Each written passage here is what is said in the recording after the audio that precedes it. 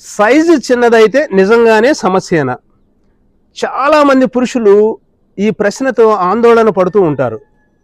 నా సైజ్ చిన్నగా ఉంది, నా భార్యను నేను తృప్తిపరచలేనేమో.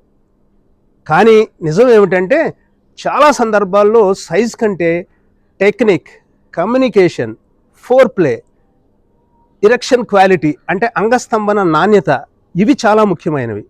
శాస్త్రీయ పరిశోధనల ప్రకారం సాధారణ పరిమాణంలో ఉన్న పురుషాంగంలో కూడా ఎక్కువ మంది జంటలు సంతృప్తికరమైన లైంగిక జీవితాన్ని గడుపుతూ ఉంటారు.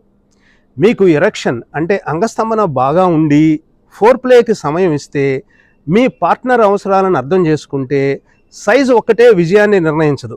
పురుషాంగం సైజు గురించి ఉన్న అపోహలు చాలామందిలో అనవసరమైన భయాన్ని కలిగిస్తున్నాయి. నిజాలు తెలుసుకోవాలి. సరైన సమాచారం మీ ఆత్మవిశ్వాసాన్ని పెంచుతుంది.